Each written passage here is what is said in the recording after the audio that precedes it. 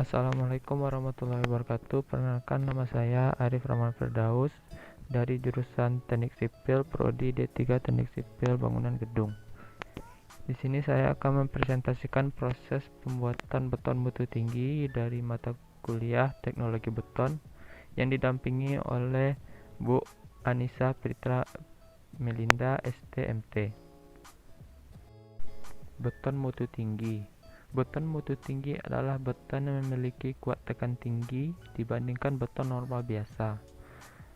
Pertama, menurut PDT strip 04 strip 2004 strip C tentang tata cara pembuatan dan pelaksanaan beton berkekuatan tinggi, yang tergolong beton bermutu tinggi adalah beton yang memiliki kuat tekan antara 40 sampai 80 MPa.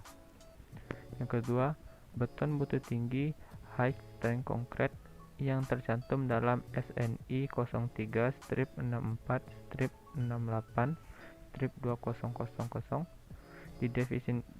didefinisikan sebagai beton yang mempunyai kuat tekan yang diisyaratkan lebih besar sama dengan 41,4 MPa.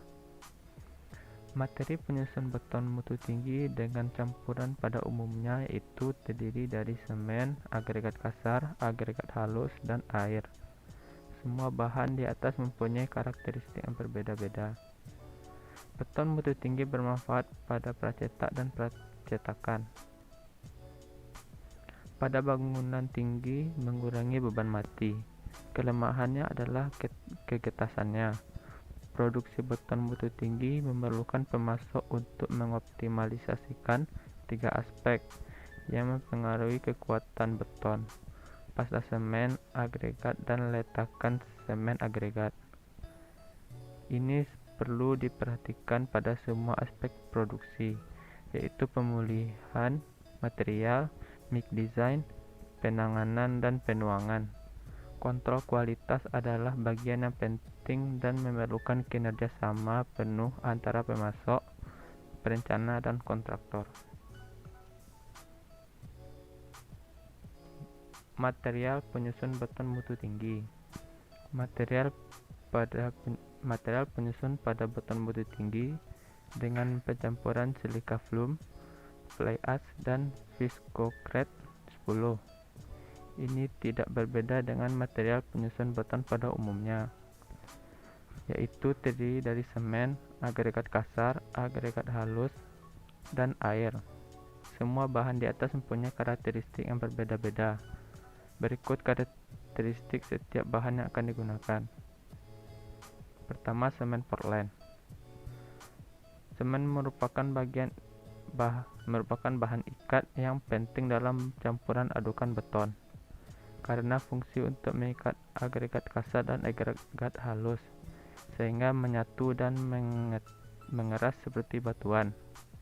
Akan tetapi, semen akan berfungsi sebagai pasta jika direaksikan dengan air. Oleh karena itu, dalam campuran adukan beton dapat dibagi menjadi dua kelompok, yaitu kelompok aktif dan kelompok pasif. Kelompok aktif yaitu semen dan air, sedangkan kelompok pasif yaitu agregat kasar dan agregat halus. Yang kedua, silica foam. Menurut standar specification for silica foam of use in hydraulic cement, concrete and mortar ASTM C618-86, silica foam merupakan bahan yang mengandung SiO2 lebih besar dari 85% dan merupakan bagian yang sangat halus berbentuk bulat dan berdiameter 1/100 diameter semen. Keuntungan dalam penggunaan silica foam dalam tinjau pada dua kondisi, yaitu pertama, saat beton dalam proses pengikatan, memudahkan pengerjaan, workability, mengurangi perembesan air dan beton, bleeding, dan memberikan waktu pengikatan setting time yang lama.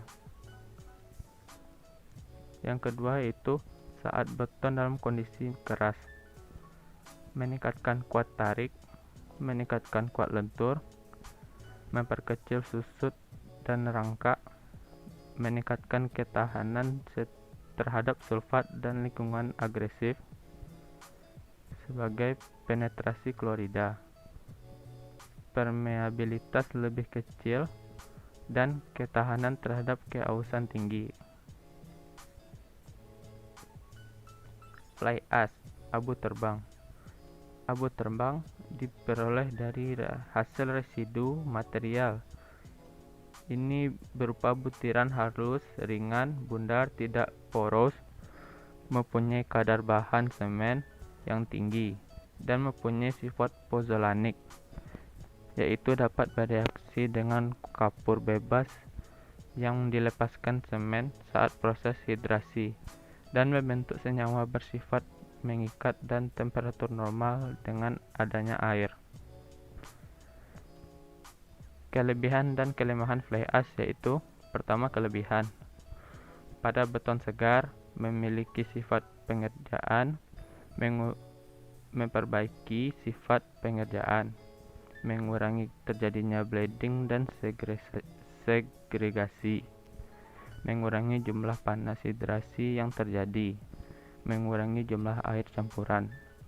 Yang kedua itu pada beton keras, meningkatkan kerapatan pada beton, menambah gaya bahan beton terhadap serangan agresif yaitu sulfat, meningkatkan kekuatan beton pada jangka panjang. Kelemahannya, pemakaian abu terbang kurang baik untuk pengerjaan beton yang memerlukan waktu pengerasan dan kekuatan awal yang tinggi.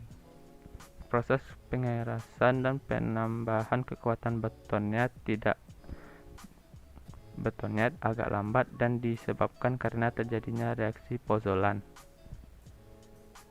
Pengendalian mutu harus seiring dilakukan karena mutu abu terbang sangat tergantung pada proses suhu pembakaran serta jenis abu batu baranya. Yang keempat, Sika Vicocret 10 merupakan super plastiziker berwarna putih kecoklatan yang sangat kuat bekerja dengan berbagai mekanisme yang berbeda. Super plastiziker ini cocok digunakan untuk pencampuran beton, membutuhkan waktu transportasi lama dan kecelakaan workability yang lama. Kebutuhan pengurangan air yang sangat tinggi dan memudahkan mengalir yang sangat baik.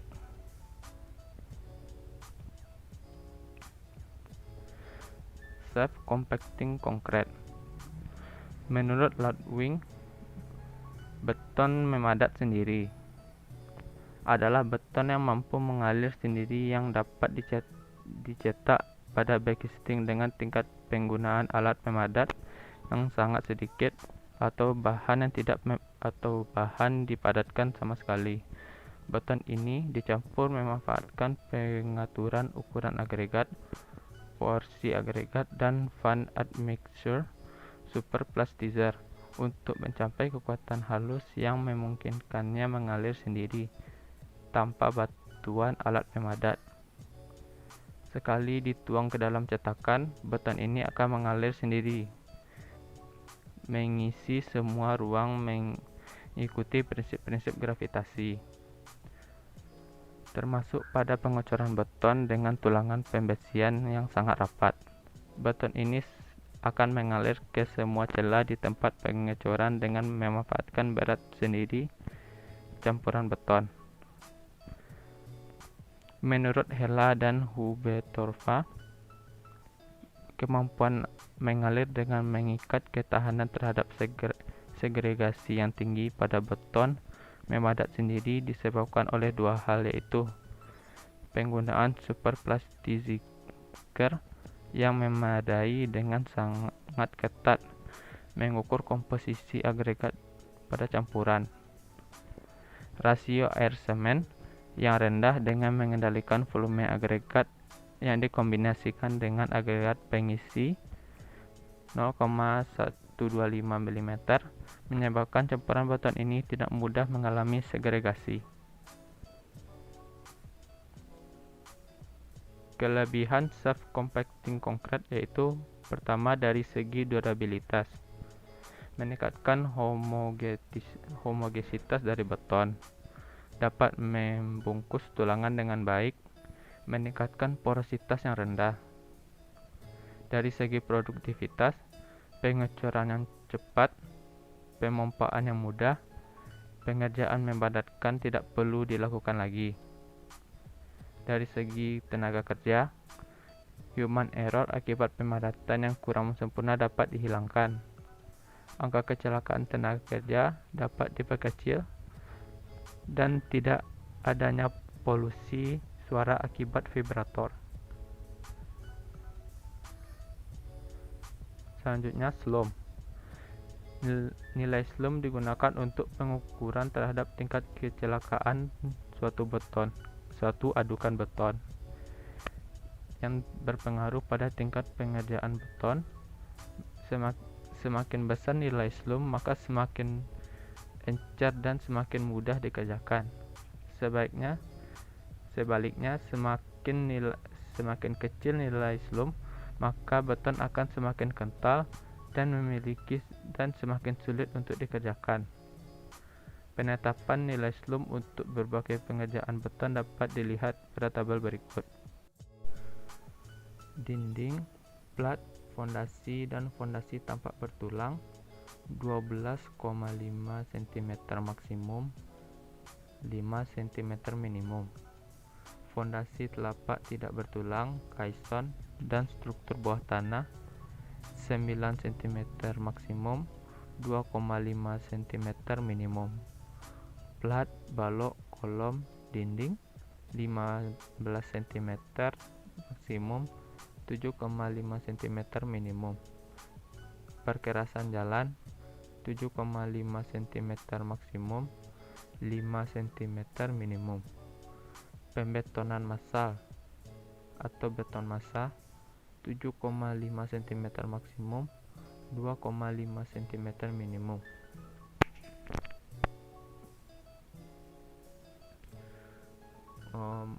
Untuk proses pembuatan yaitu pertama itu bahan. Material utama beton terdiri dari pasir, split, semen, dan air. Untuk mendapatkan beton mutu tinggi, material harus berkualitas dan lolos uji material sesuai PBI.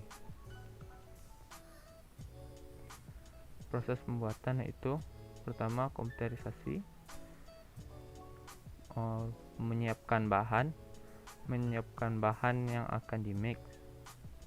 Selanjutnya, tempat pencampuran bahan, mencampur bahan antara split, pasir, semen, dan air. Mentransfer bahan, split dan pasir ditransfer ke atas ke tempat mixing sesuai komposisi takaran yang akan diinginkan.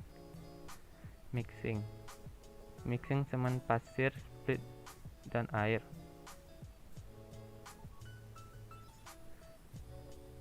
Yang selanjutnya itu loading ke dalam truk mixer. Masuk ke dalam truk mixer dalam keadaan basah.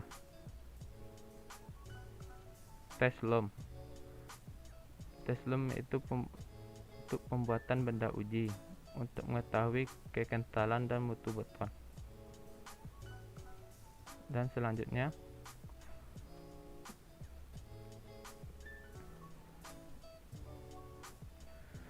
proses perawatan dilakukan saat beton sudah mulai mengeras, yang bertujuan untuk menjaga agar beton tidak cepat menghilangkan air atau dehidrasi, dan sebagai tindakan menjaga kelembapan suhu beton. Hanya segitu yang dapat saya sampaikan.